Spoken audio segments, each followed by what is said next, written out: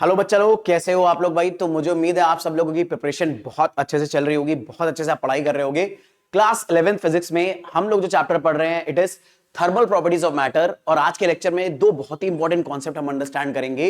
एक तो ये कि स्पेसिफिक हीट क्या होती है और स्पेसिफिक हीट कैपेसिटी क्या होती है।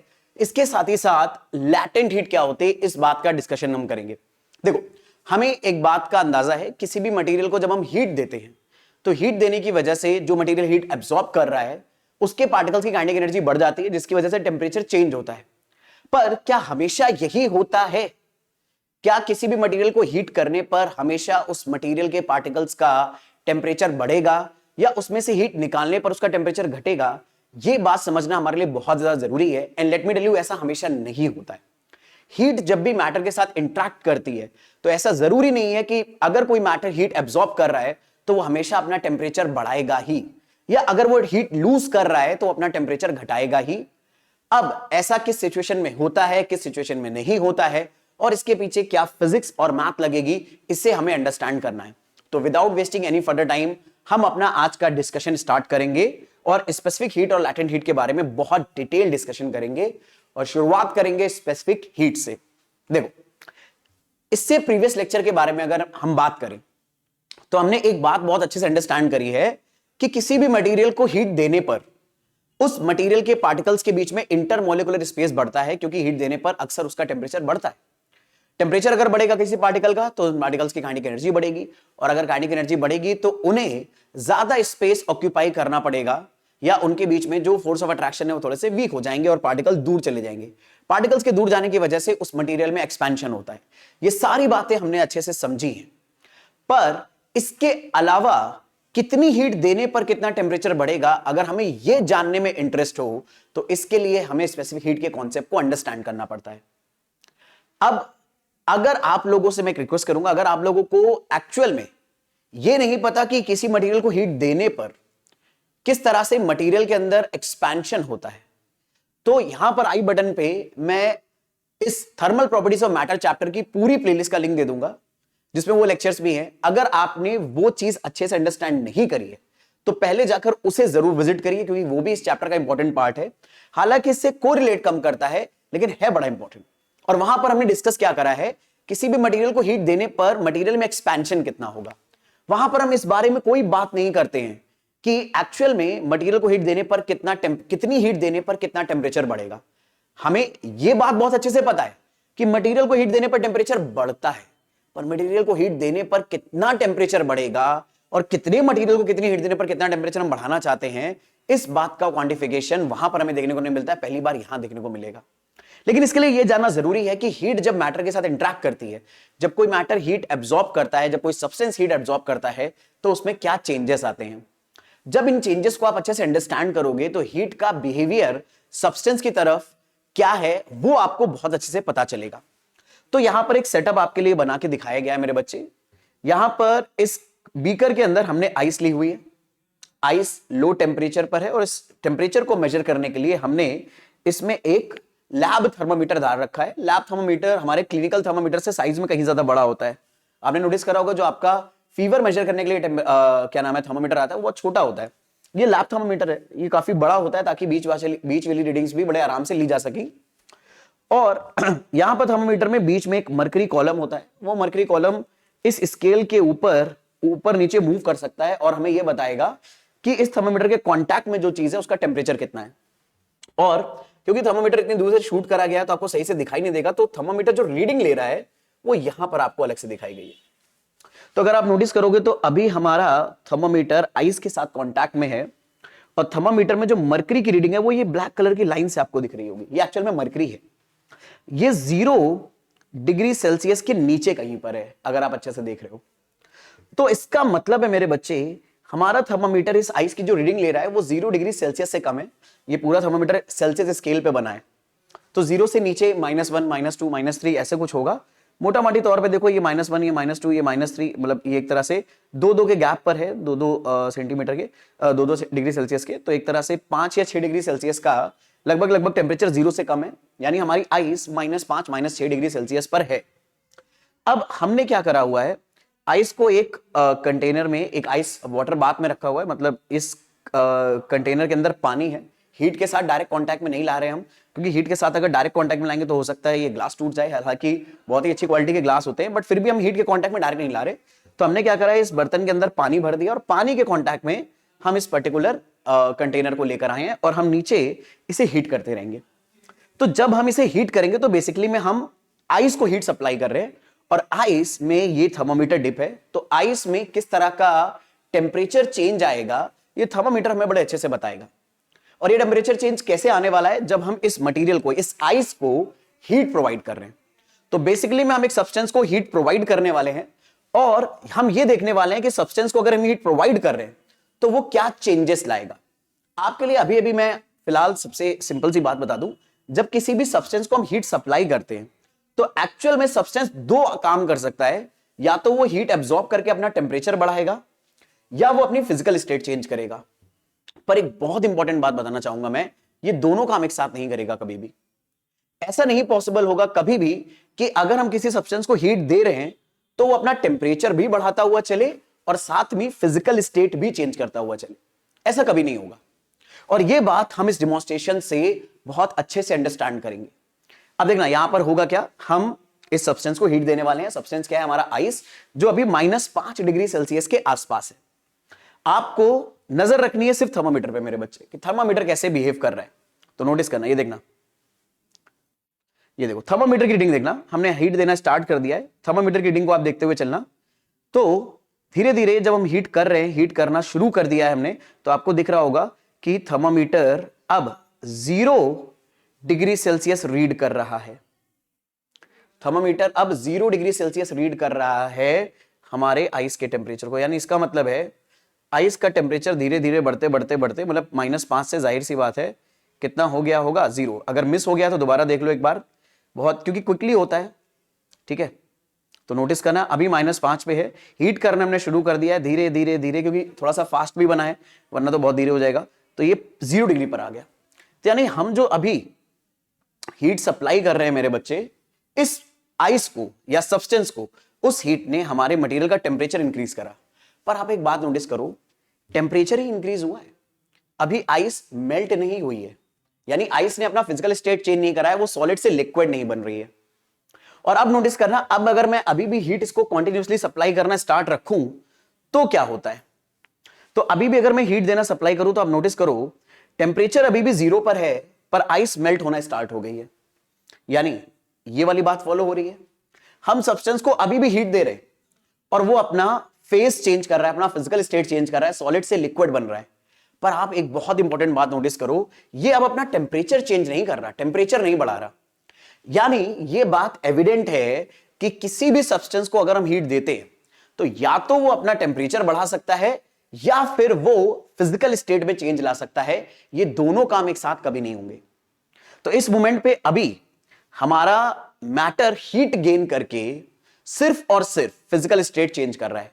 जब तक ये सारी की सारी आइस वाटर में कन्वर्ट नहीं हो जाएगी तब तक इस वाटर का टेम्परेचर 0 ही मेंटेन रहेगा, बढ़ेगा नहीं। क्यों? क्योंकि हम जितनी भी हीट दे रहे हैं वो सारी की सारी हीट आइस को मेल्ट करने में यूटिलाइज होगी। जब तक सारी आइस मेल्ट नहीं हो जाएगी, मतलब हमारा कॉमन इंट्यूशन कहेगा अरे यार पानी भी तो हीट के कांटेक्ट में है तो पानी का टेम्परेचर बढ़ने लगे। जवाब है नहीं, ऐसा होगा ही नहीं। जब तक इस पानी के कांटेक्ट में आइस है तब तक ये पानी अपना टेम्परेचर बढ़ाएगा ही नहीं। जितनी भी आप हीट दोगे वो सारी की सारी हीट आइस को मेल्ट करने में निकल जाएगी। एक बार सारी आइस मेल्ट हो गई और आप फिर भी हीट करना स्टार्ट रखोगे तो आप देखोगे अब सिर्फ वाटर बचेगा, सिर्फ वाटर बचेगा तो उसका टेम्परेचर बढ़ना स्टार्ट हो जाएगा। तो ये बात भी हम आगे देख सकते हैं। अभी देखो आइस है तो टेम्परेचर 0 पे रुका हुआ है।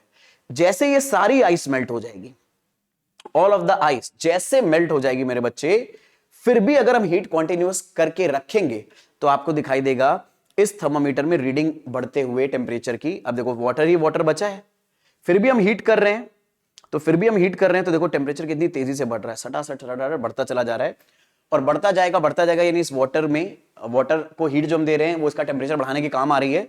पर देखो अभी इसमें कोई भी फिजिकल स्टेट में चेंज नहीं हो रहा है, वाटर है तो वाटर ही है। लेकिन जैसे ये पहुंचेगा 100 डिग्री सेल्सियस पर तो टेम्परेचर चेंज होना बंद हो जाएगा। और वो इसलिए बंद हो जाएगा क्योंकि 100 डिग्री सेल्सियस पे वाटर बॉईल होना स्टार्ट हो जाता है।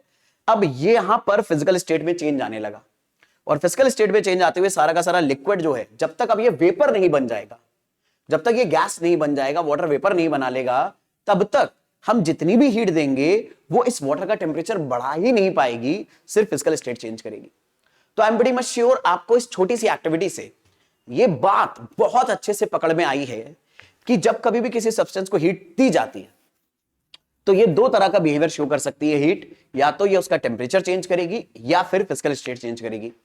अब हमारे पास एक बड़ा सवाल आएगा, हमें कैसे पता चलेगा कब फिजिकल स्टेट चेंज होगा और कब एक्चुअल में टेम्परेचर चेंज होगा? तो इसका जवाब बड़ा सिंपल है मेरे बच्चे। टेम्परेचर, सर सुना, फिजिकल स्टेट चेंज होने का मतलब क्या है? या तो हमारा सॉलिड सब्सटेंस मेल्ट हो रहा होगा, या लिक्विड सब्सटेंस बॉईल हो रहा होगा, या जो हमारी गैस है वो लिक्विफाई होकर लिक्विड में कन्वर्ट हो रही होगी, या जो हमारा लिक्विड है वो अपने फ्रीजिंग पॉइंट पर फ्रीज होकर सॉलिड बनना होगा। ये सारे हमारे हैं दरअसल में फिजिकल स्टेट के चेंज। और आप नोटिस करो, ये सारे फिजिकल स्टेट के चेंज एक सर्टेन टेम्परेचर पर ही होते हैं। अगर हमें वाटर को एक्चुअल में वाटर में आइस अगर हमारे पास है उसे मेल्ट करना है तो ये 0 डिग्री सेल्सियस पर ही हो सकता है। यानी जब तक आइस 0 डिग्री सेल्सियस पर नहीं पहुंचेगी तब तक उसे हीट सप्लाई कर हम उसे मेल्ट ही नहीं कर पाएंगे। आइस की मेल्टिंग स्टार्ट ही 0 डिग्री पर होती है। तो फिजिकल स्टेट हीट कब चेंज करेगी?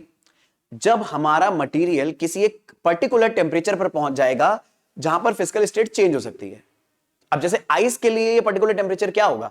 0 डिग्री सेल्सियस। 0 डिग्री सेल्सियस पर आइस हमारे मेल्ट होना स्टार्ट हो जाएगी हीट की हेल्प से और लिक्विड में कन्वर्ट होगी। वाटर के लिए ये अगर हमें गैस बनाना है तो फेस चेंज होना कब स्टार्ट होगा हीट देने पर? जब हमारा वाटर पहुंच जाएगा 100 डिग्री पर। तो एक्चुअल में एक बात समझो, फिजिकल स्टेट में जो भी चेंज होने वाला है हीट को सप्लाई करने पर या हीट को विड्रॉ करने पर, वो सर्टेन टेम्परेचर्स पर ही हो सकता है। उसके अलावा अगर हमारा मटेरियल किसी और टेम्परेचर पर है तो अगर हम मटेरियल को हीट दे रहे हैं तो वो उसका टेम्परेचर बढ़ाएगा, और अगर उसे हीट निकाल रहे हैं तो उसका टेम्परेचर वो घटाएगा। आई होप ये बात अपने दिमाग में आप बहुत अच्छे से बैठा चुके हो। बड़े आराम से इस चीज को अंडरस्टैंड करना, आराम से इस बात को समझना। आई होप ये पॉइंट आप लोगों को पक्का पकड़ में आया होगा, इसको समझने में कोई दिक्कत नहीं होगी। अब अपनी कहानी को हम लोग आगे बढ़ा सकते हैं और ये समझ सकते हैं कि मेरे बच्चे, अगर हम किसी मटेरियल को हीट प्रोवाइड करते हैं तो कितनी हीट प्रोवाइड करने पर कितना टेम्परेचर चेंज होगा। तो इसके लिए आपको मैं एक सिंपल सा एक्टिविटी बताता हूं, बड़े आराम से समझना और बड़े आराम से आप अंडरस्टैंड करके इसे समझ भी पाओगे। इमेजिन करो मेरे पास मेरे बच्चे एक बार 1 kg आइस है और एक बार मेरे पास 10 kg आइस है। इस आइस का भी टेम्परेचर है -10 डिग्री सेल्सियस और इस आइस का भी टेम्परेचर है -10 डिग्री सेल्सियस। मुझे इन दोनों को हीट करके इनका टेम्परेचर पहुंचाना है 0 डिग्री सेल्सियस, जहां पर ये मेल्ट होने लगेगी। तो आप बस मेरे को एक सवाल का जवाब देना, इसका टेम्परेचर बढ़ाने के लिए मुझे इस आइस के ब्लॉक को भी हीट देनी पड़ेगी Q1 और इस आइस के ब्लॉक को भी हीट देनी पड़ेगी Q2। आपको एक सवाल का जवाब देना है, ये दरअसल में हीट किस चीज पे डिपेंड करेगी? क्या दोनों केस में हीट सेम होगी या किसी एक केस में ज्यादा होगी? बस एक बार थॉट डालो।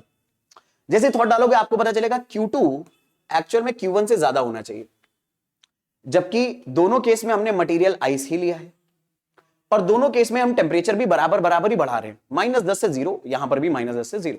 बट फिर भी आपका जवाब यही होगा कि दरअसल में Q2 amount of heat Q1 से ज्यादा होगा। और वो ऐसे इसलिए बोल रहे हो आप क्योंकि यहां पर ऊपर आप कॉमन सेंस लगा रहे हो। 1 kg आइस को टेम्परेचर बढ़ाने में कम हीट की जरूरत पड़ेगी एज कंपेयर टू 10 kg। भाई आपको पता है कि अगर पानी आप छोटे से कटोरी में लेकर गर्म करोगे जल्दी गर्म हो जाएगा, मतलब क्विकली, टाइम कम लगेगा, हीट कम देनी पड़ेगी। उसी का उल्टा बहुत बड़े कंटेनर में पानी गर्म करोगे सेम टेम्परेचर तक तो आपको बहुत ज्यादा हीट देनी पड़ेगी और हीट ज्यादा सप्लाई करने के चक्कर में टाइम भी बढ़ सकता है। तो ज्यादा हीट हमें देनी पड़ेगी दूसरे वाले केस में। यानी किसी भी मटेरियल का टेम्परेचर चेंज करने में जो भी हीट हमें देनी होती है वो हीट उसके मास पे डिपेंड करती है, और मास जितना ज्यादा होगा उस मटेरियल को एक सर्टेन टेम्परेचर तक चेंज करने में हमें उतनी ही ज्यादा हीट देनी होगी। देखो ये बात यहां पर लिखी हुई है कि किसी भी मटेरियल को अगर हमें हीट देकर उसका टेम्परेचर चेंज करना है तो जो हीट सप्लाइड होगी वो उसके मास के डायरेक्टली प्रोपोर्शनल होगी, पहली बात। अच्छा, अब चलो एक सिचुएशन और लेते हैं। दोनों केस में हम लोग आइस को ही पकड़ लेते हैं मेरे बच्चे।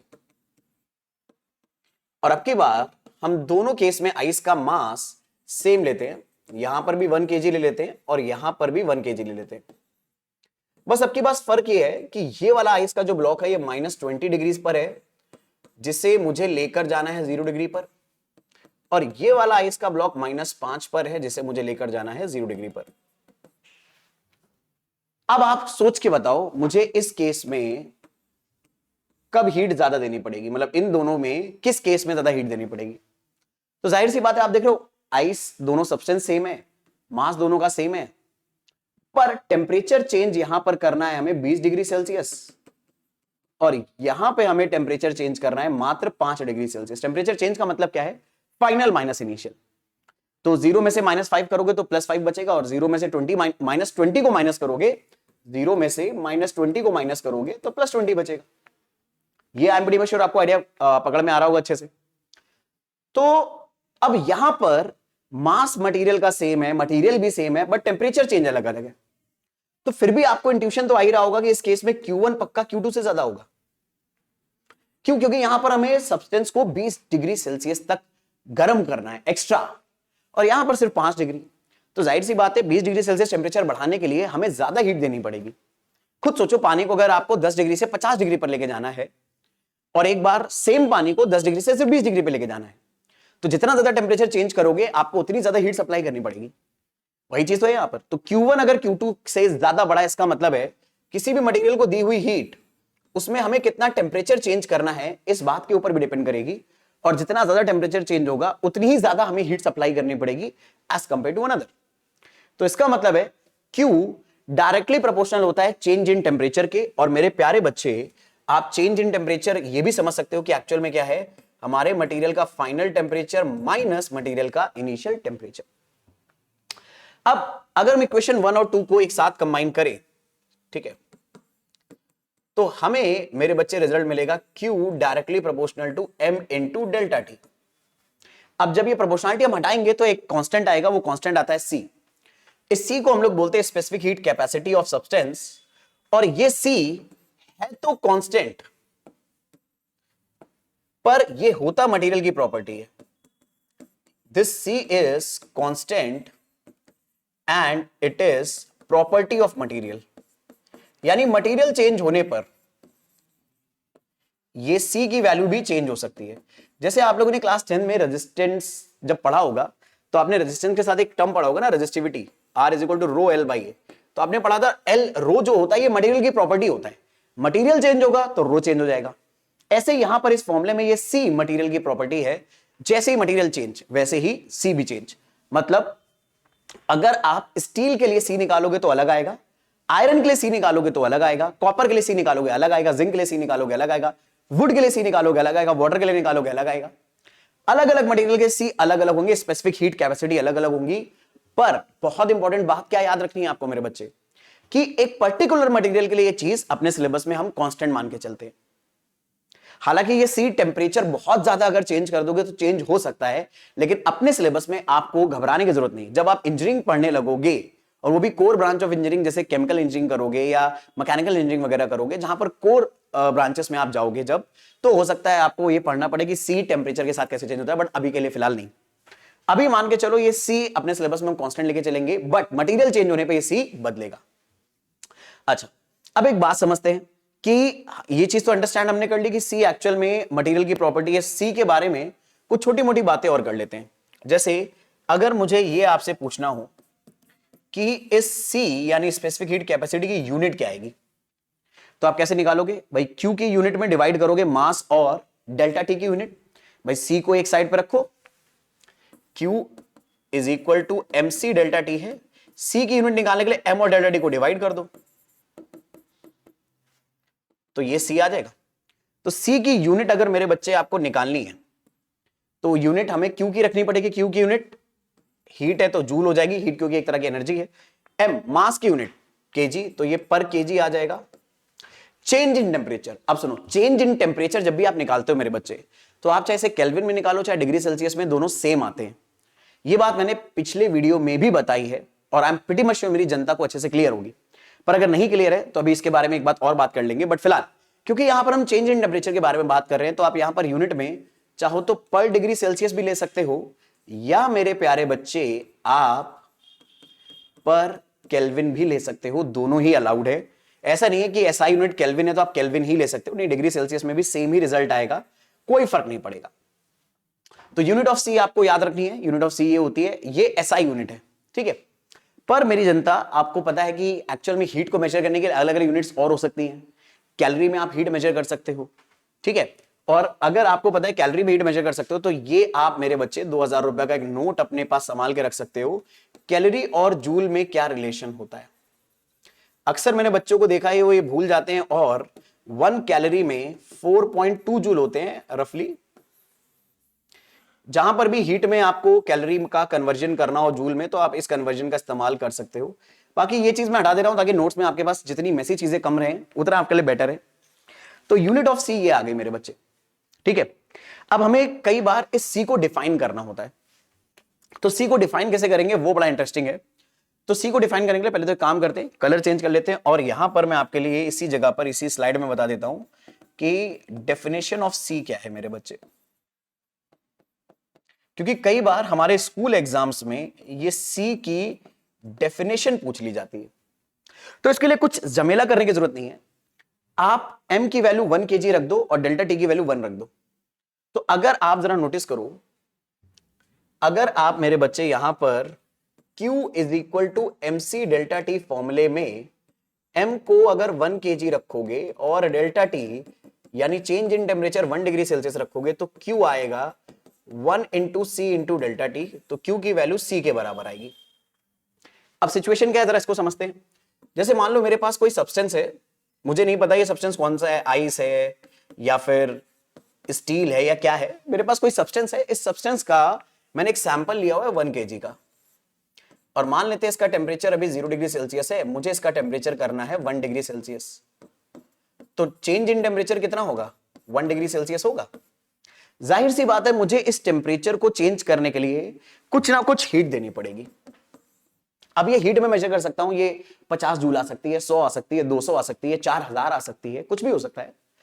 तो इस सब्सटेंस के 1 kg अमाउंट का टेम्परेचर 1 डिग्री से चेंज करने में मुझे कुछ ना कुछ अमाउंट ऑफ हीट देना पड़ेगा। और ये फॉर्मूला क्या कह रहा है कि अगर इस सब्सटेंस का अमाउंट हमने 1 kg लिया, चेंज इन टेम्परेचर 1 डिग्री लिया, तो जो हीट हम देंगे वो C के बराबर है। यानी इस सब्सटेंस को दी हुई हीट, जब सब्सटेंस का मास स्पेसिफिकली 1 kg है और change in temperature specifically 1 degree है, तो जितनी भी हीट देंगे वही दरअसल में न्यूमेरिकली बराबर होगा इस सी के, यानी इस मटेरियल के स्पेसिफिक हीट कैपेसिटी के। तो हम लोग एक्चुअल में सी को इस तरह से डिफाइन करते हैं कि सी मेरे बच्चे क्या हो जाएगा, ये अमाउंट ऑफ हीट है जो हम 1 kg मास ऑफ सब्सटेंस का टेम्परेचर 1 डिग्री सेल्सियस से चेंज करने में किसी भी मटेरियल को देंगे। अब अलग अलग मटेरियल अलग अलग आएगा। मान लो अगर स्टील है तो Q अलग आएगा, अगर मान लो आपके पास वुड है या वाटर है तो उसके लिए Q अलग अलग आएगा। तो हर सब्सटेंस के लिए ये Q क्योंकि अलग अलग आएगा, तो इसलिए ये स्पेसिफिक वैल्यू आ जाएगी। तो आप डेफिनेशन ऑफ सी ऐसे लिख सकते हो कि it is amount of heat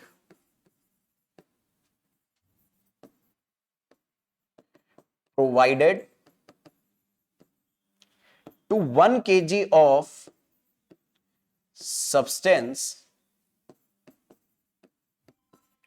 to change its temperature by 1 unit.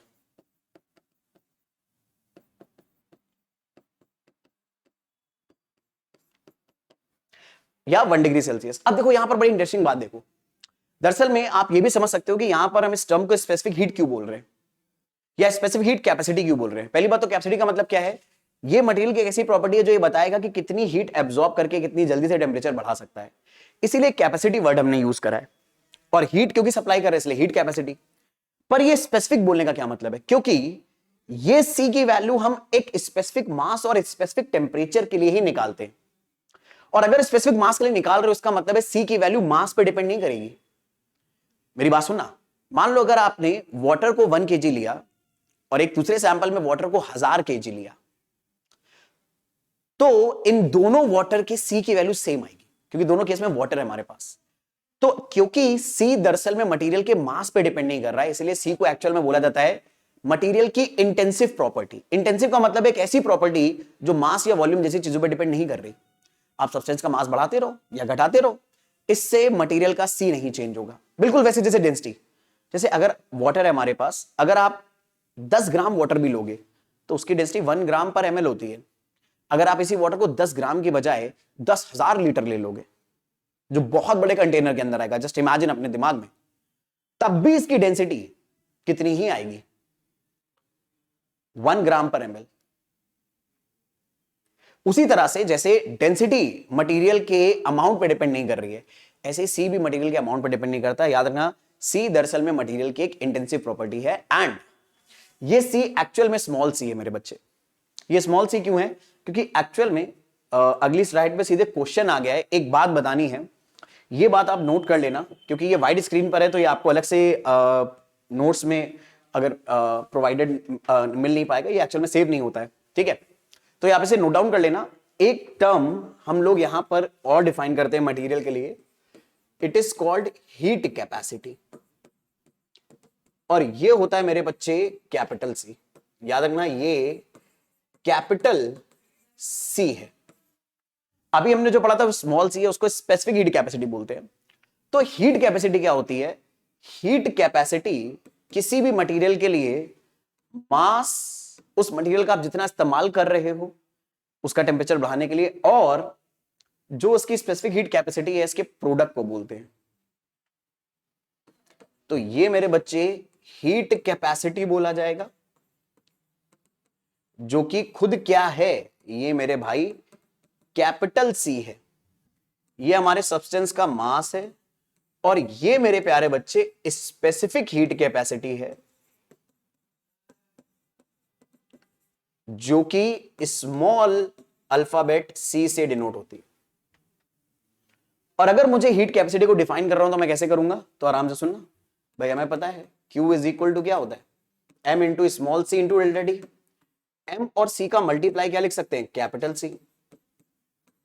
अब जरा सोचो, M तो कुछ भी हो सकता है ना। मैं चाहूं तो अगर M को मैंने यहां इंकॉर्पोरेट कर दिया है तो मैं सब्सटेंस का मास 10 kg भी ले सकता हूं, 50 kg भी ले सकता हूं, और 2000 kg भी ले सकता हूं, कुछ भी ले सकता हूं, क्योंकि इस फॉर्मूले में जरा ध्यान से देखो, M नहीं आ रहा। तो मैं सब्सटेंस का कितना भी मास लूं पर डेल्टा टी तो आ रहा है। अब इस सब्सटेंस का मास जितना भी मैं चाहूं ले लूं, अगर मुझे टेम्परेचर इसका 1 डिग्री चेंज करना है, यानी मुझे यहां पर भी टेम्परेचर 0 से 1 लाना है, यहां पर भी टेम्परेचर 0 से 1 लाना है, और यहां पर भी टेम्परेचर 0 से 1 लाना है। अच्छा, अब आपके दिमाग में पता है डाउट आना चाहिए, क्या हमेशा टेम्परेचर 1 से 0 से 1 ही लाना पड़ेगा? कुछ और नहीं कर सकते? 25 से 26 नहीं कर सकते? कर सकते हो, बिल्कुल। टेम्परेचर चेंज 1 यूनिट का होना चाहिए, ठीक है? तो आपको पता है कि इन तीनों केसेस में आपको जो हीट देनी पड़ेगी वो अलग अलग होगी, और जिसका मास ज्यादा है उस केस में आपको ज्यादा हीट देनी पड़ेगी, ठीक है? अच्छी बात है।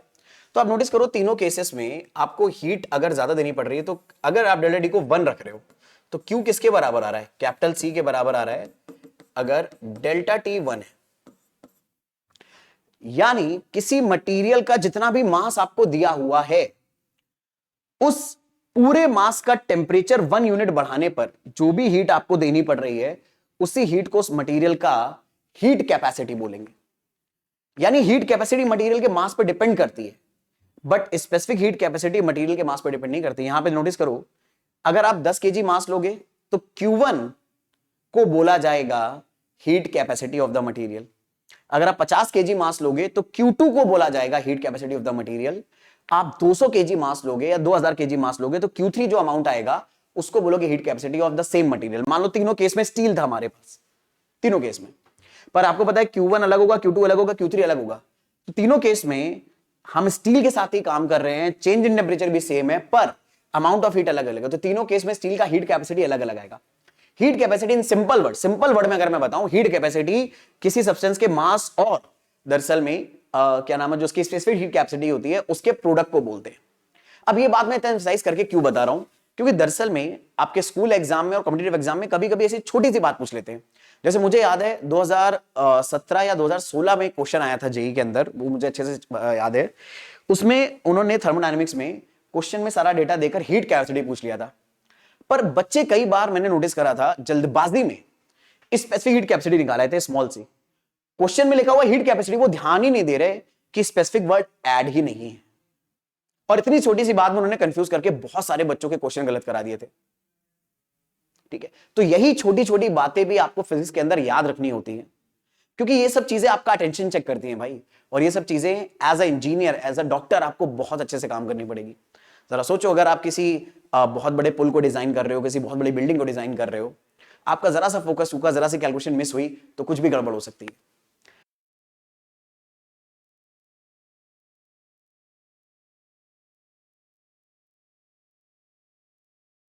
क्या हो गया?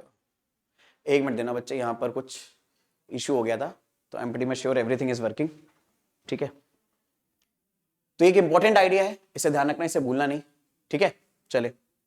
तो हर एक छोटी छोटी डिटेल आपको मेरे बच्चे अच्छे से पता होनी चाहिए। बाकी एक छोटा सा क्वेश्चन है, फटाफट ये कंफर्म कर लेते हैं कि हमें कितना स्पेसिफिक हीट के बारे में पता चल गया है। ठीक है, क्वेश्चन बहुत सिंपल सा है। क्वेश्चन हमसे कह रहा है कि हीटर है, वो 8500 kilo calorie per hour heat generate कर रहा है। तो हीटर से हमें हीट कितनी मिल रही है? अगर मैं गिवन डेटा के बारे में बात करूं तो हीट जो हमें मिल रही है वो 8500 के कैलोरी का मतलब है किलो कैलोरी दे रखा है ये पर आवर। यानी इसका मतलब क्या है? इसका मतलब है इन 1 आवर क्यू कितना आ रहा है हमारे पास? 8500 किलो कैलोरी। किलो को हटाने के लिए 10⁻³ से मल्टीप्लाई कर देंगे, ये वैल्यू कैलोरी में आ जाएगी। अब ये कन्वर्जन कई बच्चों को नहीं आते हैं, बल्कि मैं आपको बताऊं मेजॉरिटी ऑफ अपनी जनता जब स्ट्रगल करती है ना, न्यूमेरिकल्स गलत हो जाते हैं उनसे फॉर्मुले लगाने के बाद भी, वो इसी वजह से होते हैं। जो सिली मिस्टेक्स वाला पॉइंट है ना, कि यहां पर किलो कैलोरी लिखा, आपने ध्यान ही नहीं दिया, आपने बस नंबर पे ध्यान दिया। और यही मैं कह रहा हूं, अटेंशन आपका चूका नहीं कि गलती हुई नहीं वहां पर आपसे। तो you have to be very focused, you have to be very attentive, पूरे टाइम दिमाग चलाना है भाई। ठीक है, चलो अब आगे बात कर लेते हैं। आगे कह रहा है how much water it can heat from 10 degree Celsius to 60 degree Celsius per hour. यानी 1 घंटे के अंदर मुझे इसका टेम्परेचर 10 डिग्री से 60 डिग्री करना है। ठीक है, तो कितना वाटर ये हीट कर सकता है? यानी मेरे बच्चे, हमें फाइंड करना है मास ऑफ वाटर, ये जो हीट करने वाला है 1 घंटे के अंदर। मान लेते हैं ये mass of water small m है, और इसके साथ साथ हमें एक और इंफॉर्मेशन दे रखी है, c of water, specific heat capacity of water दे रखा है 4200 जूल पर केजी पर केल्विन। अब यहां पर हो गया खेल मेरे भाई, छोटी सी, अच्छा खेल मुझे कैसे पता हो गया? सी ऑफ वाटर हमें जूल में दे रखा है, पर क्यू की वैल्यू कैलोरी में दे रखी है। मैं इन सब यूनिट्स पे ना बहुत ज्यादा ध्यान देता हूं। पता क्यों देता हूं? क्योंकि क्लास 11 12th में सबसे ज्यादा मेरे क्वेश्चन गलत होते थे दरअसल में यूनिट कन्वर्जन की वजह से। तो मैं ना एक्चुअल में एक डिसेंट स्टूडेंट था, और होता यह था कि मुझे कॉन्सेप्ट समझ में आते थे, और मैं जब अप्लाई करने बैठता था तो मेरे क्वेश्चन कई बार गलत हो जाते थे, आंसर में गलत पहुंचता था, जबकि फॉर्मूला मैं सही लगा रहा होता था। और फिर बाद में मैंने रियलाइज करा इसके पीछे कई बार रीजन होता है, मैं यूनिट्स पे ध्यान ही कम देता था, मैं सबसे ज्यादा ध्यान देता था न्यूमेरिकल वैल्यू पे, क्योंकि भाई फॉर्मूले में वही तो पुट करनी है, उनसे सॉल्व हो जाएगा क्वेश्चन।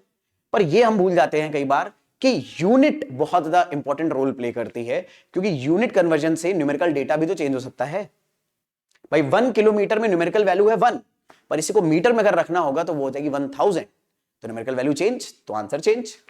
तो इसीलिए मेरी हैबिट पड़ गई कि मैं यूनिट्स जब भी पढ़ता हूं क्वेश्चन को तो बहुत ध्यान से पढ़ता हूं। और अगर आप भी अक्सर ये चीज मिस करते हैं, आपका सबकॉन्शियसली जब आप क्वेश्चन को रीड कर रहे हो और आप मिस कर जाते हो कई बार यूनिट्स को, तो हैबिट डालो इस बात की कि यूनिट्स प्रॉपर्ली पढ़ते हुए चलो, यूनिट्स पर पूरा फोकस रखो अपना, ताकि जैसे यूनिट कोई आपको गड़बड़ होते हुए दिखाई दे, आपको याद रहे कि आपको यूनिट कन्वर्ट करनी है। और इससे बचने का एक और तरीका होता है, फॉर्मूले में जब अप्लाई करो तो यूनिट के साथ लिखकर फॉर्मूले को अप्लाई करो, ताकि आपको साफ साफ दिखाई दे कहां पर यूनिट कन्वर्जन करना है मेरे बच्चे। अब सिचुएशन को समझ लेते हैं एक बार, पहले फिजिक्स समझ लेते हैं हो क्या रहा है यहां पर। भाई मेरे पास मान लो एक वाटर रखा हुआ है बहुत सारा, इसे मैं हीटर की हेल्प से गर्म कर रहा हूं। अब हीटर इसे हीट जो दे रहा है 1 घंटे के लिए वो इतनी दे रहा है, तो जाहिर सी बात है ये हीटर जब वाटर को हीट देगा तो इसका पानी गर्म हो जाएगा, इसका टेम्परेचर 10 से 60 डिग्री बढ़ने वाला है। लेकिन अब हमें टेम्परेचर का 10 से 60 ही बढ़ाना है, तो हम जितना वाटर चाहें उतना नहीं ले सकते। इतना हीट अगर 50 डिग्री सेल्सियस से वाटर का टेम्परेचर चेंज करना है तो एक स्पेसिफिक अमाउंट ऑफ वाटर का ही टेम्परेचर चेंज कर पाएगा, वही अमाउंट हमें निकालना है। तो जाहिर सी बात है समझदार बच्चे समझ गए होंगे इसको सॉल्व करने के लिए हम लोग जो फॉर्मूला चलाएंगे वो चलाएंगे Q is equal to MC delta T. M की वैल्यू रख देते हैं, ये है 8500 into 10 to the power 3, unit दे रखी है मेरे प्यारे बच्चों कैलोरी। एक मिनट, एक एक्स्ट्रा पेज आगे आ गए हम लोग, तो मैं ये डेटा पीछे लिख देता हूं वरना फिर वही थोड़ा सा गड़बड़ हो जाएगा। ठीक है, Q is equal to MC delta T. Q मेरे प्यारे जनता हमें दे रखा है 8500 into 10 to the power 3 calorie. तो 8500 into 10 to the power 3 calorie. M हमें पता ही नहीं है, C कितना दिया हुआ है, C हमारी जनता हमें दिया हुआ वाटर का 4200 जूल पर केजी केल्विन। तो यहां पर हम लोग रख दें 4200, यूनिट यहां पर लिख रहे हैं तो जूल पर केजी पर केल्विन लो या पर डिग्री सेल्सियस लो, दोनों का वैल्यू सेम आएगा। और चेंज इन टेम्परेचर कितना हो जाएगा अगर हम निकालें 10 डिग्री सेल्सियस का मतलब केल्विन में अगर हम निकालें तो ये हो जाएगा 283 केल्विन।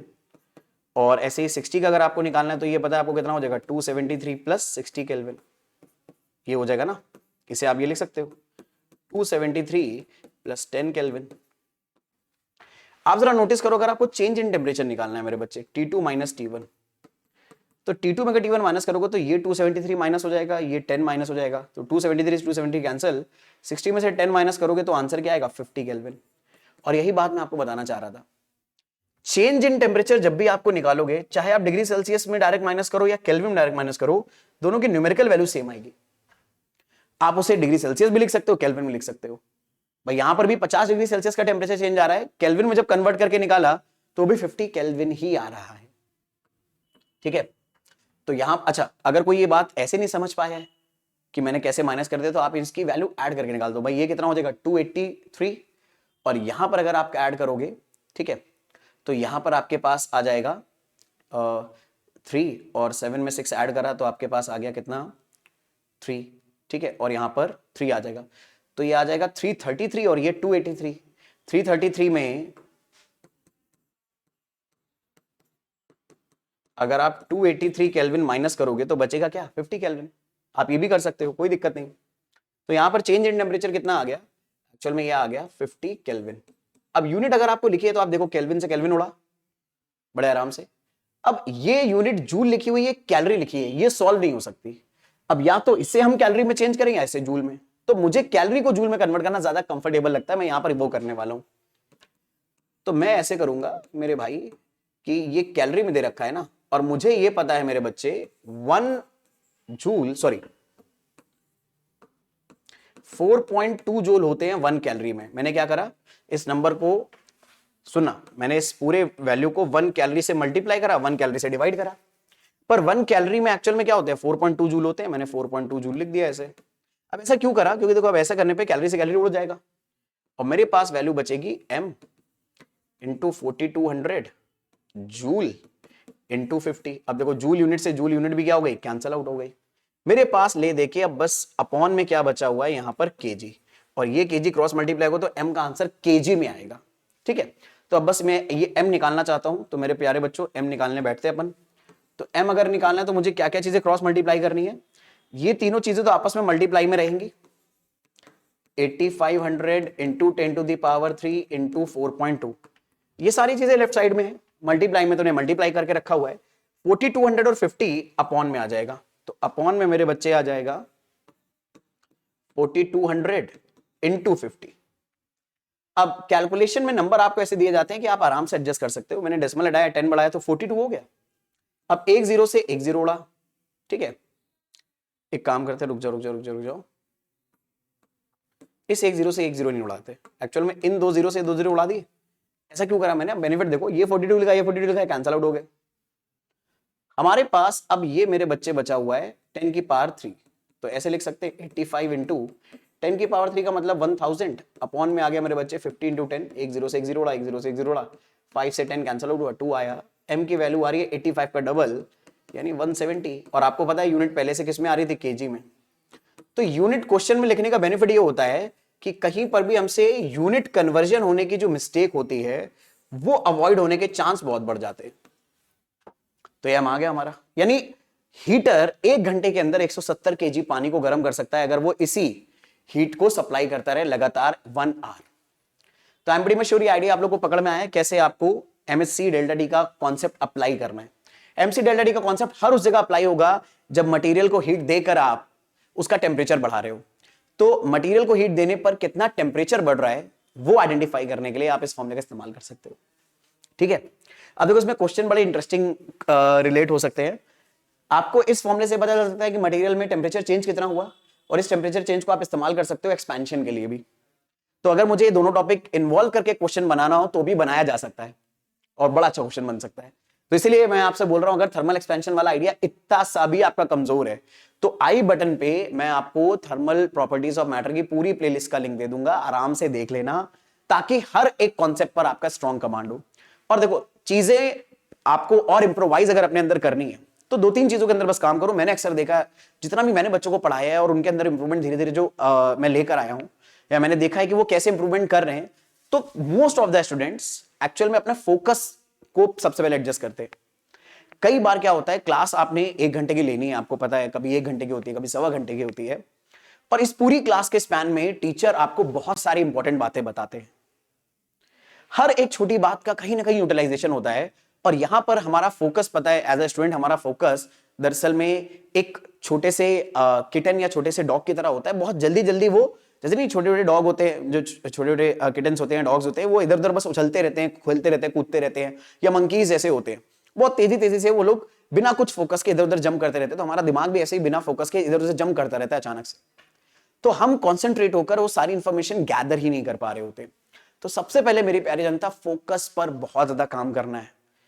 अगर आपका फोकस आपको लग रहा है वीक है तो ठीक है, फोकस पे कैसे काम करोगे अगर आपको बात करनी है, ठीक है, तो आप बस सुनते, प्रैक्टिस करते जाओ, सुनते जाओ चीजों को, आपको खुद पता चलेगा कि आपका फोकस कब डाइवर्ट हो रहा है। आप थोड़ा सा अटेंशन दो खुद अपने दिमाग पर, क्या आप मेरी बातों को, क्या अपने टीचर्स की बातों को ध्यान से सुन रहे हो और दिमाग में उसकी एक प्रॉपर इमेज बना रहे हो? क्योंकि हमारा दिमाग ना पिक्चर्स के फॉर्म में ही चीजों को अंडरस्टैंड करता है। तो अगर आप चीजों को ध्यान से सुनकर अपनी लगातार इमेज बनाते चलते चले जा रहे हो तो इसका मतलब है आप बहुत ज्यादा फोकस होकर चीजों को सुन रहे हो। वरना हियरिंग तो एक इनवॉलंटरी एक्शन है, कुछ भी अगर अगल बगल हो रहा होगा तो आपके कान में आवाज पड़ती रहेगी, दिमाग में चीजें नहीं जाएंगी। दिमाग में चीजें जाने के लिए फोकस करके उस चीजों की पिक्चर हमारे दिमाग में अच्छे से बनना जरूरी है। तो इस चीज से आप अपना फोकस एडजस्ट कर सकते हो और धीरे धीरे इस पे काम करते जाओ, फोकस बढ़िया होता चला जाएगा। ठीक, तो यहां पर मेरे बच्चे सारी कहानी खत्म हो गई स्पेसिफिक हीट की। अब आ जाते हैं लैटेंट हीट पे। लैटेंट हीट का आइडिया कब आएगा?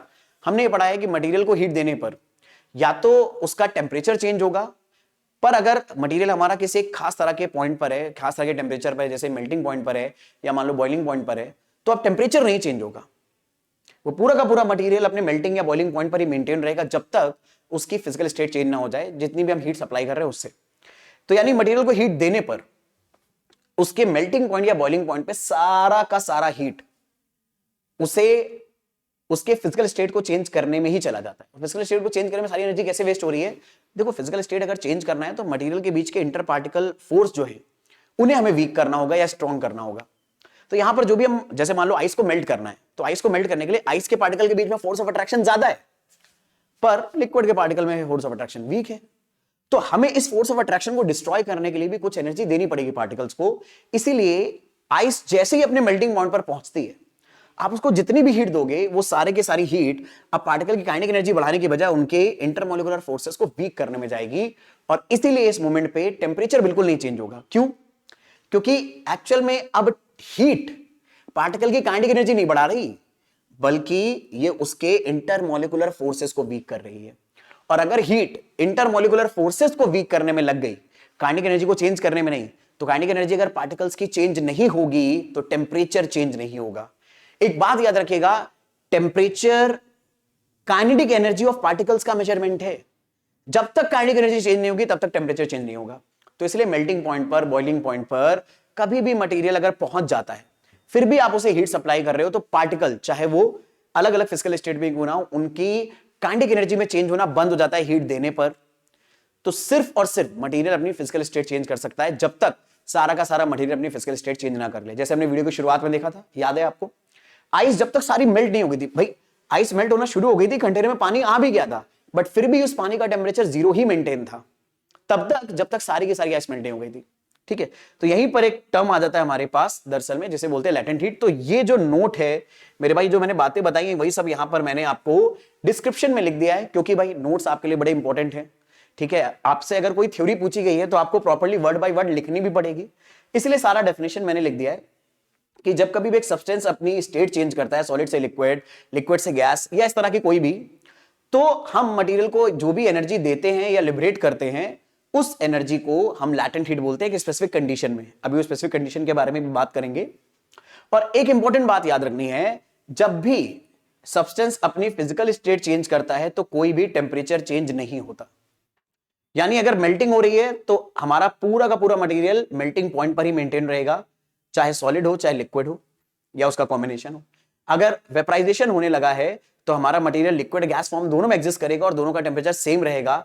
जब तक सारा का सारा लिक्विड गैस में कन्वर्ट नहीं होगा तब तक उस गैस का टेम्परेचर बढ़ना शुरू नहीं होगा। अब इस बात का ना एक बहुत इंपॉर्टेंट आइडिया होता है, उसके लिए हमें एक ग्राफ पढ़ना पड़ता है जिसे बोलते हैं हीटिंग कर्व, जो हम लोग नेक्स्ट क्लास में पढ़ेंगे। और हीटिंग कर्व के साथ एक बहुत ही इंपॉर्टेंट आइडिया इनकॉर्पोरेट करेंगे, कैलोरीमेट्री। इस पर्टिकुलर टॉपिक से जो क्वेश्चंस बहुत ही बेहतरीन बनते हैं हमारे स्कूल एग्जाम के लिए भी और कॉम्पिटिटिव एग्जाम के लिए, मतलब कॉम्पिटिटिव एग्जाम में तो बहुत प्रोबेबिलिटी होती है इस क्वेश्चन के आने की, वो बनता है कैलोरीमेट्री पर बेस्ड। वही मैं आपको बताऊंगा वहां पर क्या होता है, मतलब उसमें हमें मिक्सचर का टेम्परेचर निकालना होता है। हो सकता है कुछ बच्चों ने सुना हो, पता हो उनको, तो ये नेक्स्ट वीडियो में बात करेंगे इसके बारे में। बट फिलहाल अभी लैटेंट हीट को और अच्छे से अंडरस्टैंड करते हैं। तो लैटेंट हीट क्या होता है? लैटेंट हीट किसी भी मटेरियल, देखो एक बात बताता हूं, मान लो हमारे पास आइस है मेरे बच्चे और ये 0 डिग्री सेल्सियस पर आ चुकी है। अब इस केस में आइस का मास है मान लो 5 kg, और एक नया केस लिया मैंने, इसमें आइस को लिया है मेरे बच्चे 50 kg।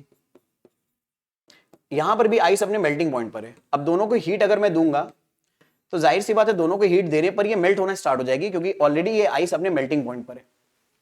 पर मेरा एक सवाल है आपसे कि किस सिचुएशन में हीट हमें ज्यादा देनी पड़ेगी? तो आपका जवाब बड़ा आराम से सिंपल सा होगा, यार 50 kg आइस को हीट करने में या मेल्ट करने में ज्यादा हीट देनी पड़ेगी। तो 50 kg आइस को मेल्ट करने में अगर ज्यादा हीट देनी है मेल्टिंग पॉइंट पर, इसका मतलब है कि जो हीट हम देने वाले हैं मेल्टिंग के लिए वो डायरेक्टली प्रोपोर्शनल है मास के।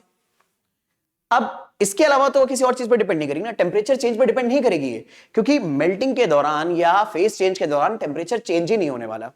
तो यहां पर इस हीट की वजह से जितना भी फेज चेंज होने वाला है वो सिर्फ इस बात पर डिपेंड करेगा मास कितना है। पर प्रोपोर्शनलिटी है तो अगर हमें कांस्टेंट लाना है तो कांस्टेंट आ जाएगा मेरे बच्चे यहां पर L। इसी L को मेरे बच्चे लैटेंट हीट बोलते हैं मटेरियल का। और L की अगर यूनिट निकालनी है तो देखो Q अपॉन M की यूनिट आएगी, तो कैलोरी पर ग्राम या जूल पर केजी आएगा। इसके डायमेंशन अगर निकालोगे तो L2T-2 आएगा। ठीक है भाई, हीट एनर्जी एक तरह की, तो हीट की यूनिट आपको पता है वो आ जाएगी आपकी Ml2T-2।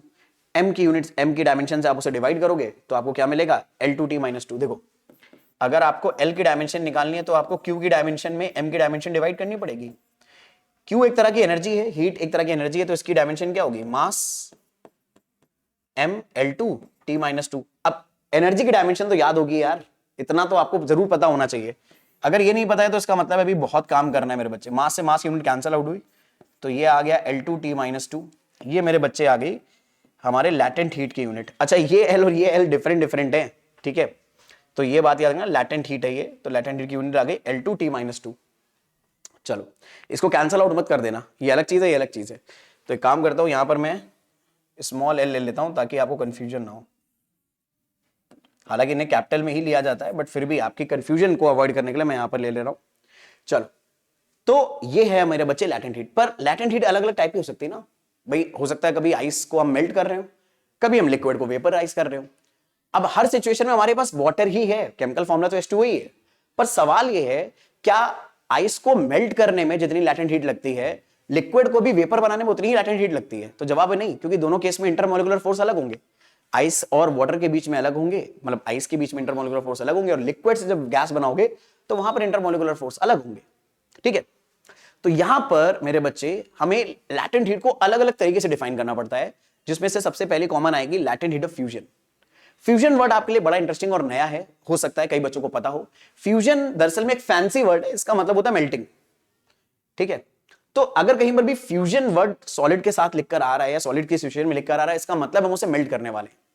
तो लैटेंट हीट ऑफ फ्यूजन का मतलब है एक तरह से हम मेल्टिंग के बारे में बात करने वाले और मेल्टिंग का लैटेंट हीट निकालने वाले हैं। तो लैटेंट हीट ऑफ फ्यूजन को अगर हमें डिफाइन करना है तो हाउ विल वी डिफाइन?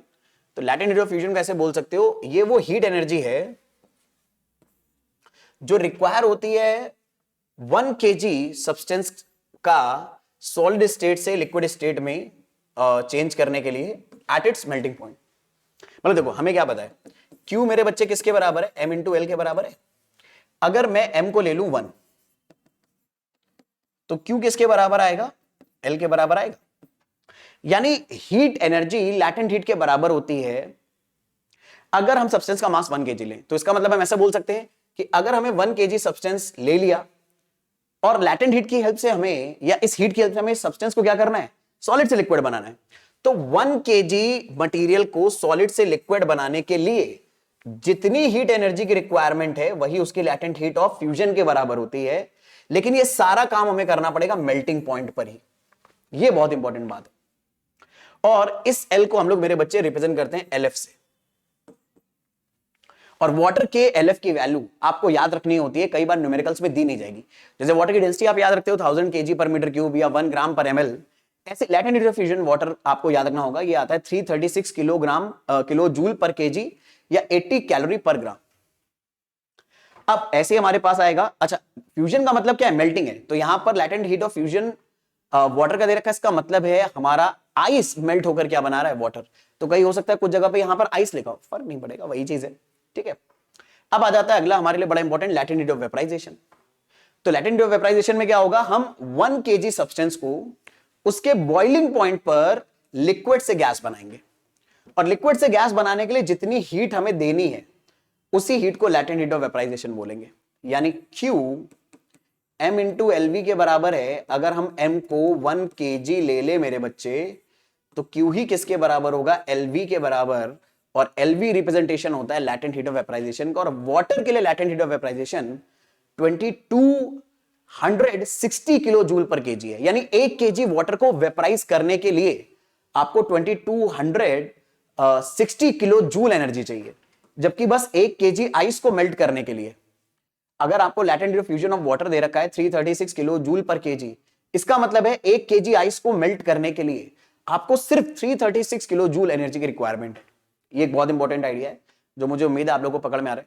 अच्छा, वैसे आप अलग अलग टाइप के और लैटेंट हीट बना सकते हो। अच्छा, गलती से यहां पर फ्यूजन नहीं लिख गया है, एक्चुअल में फ्यूजन नहीं होगा, आपको पता है ये वेपराइजेशन होगा।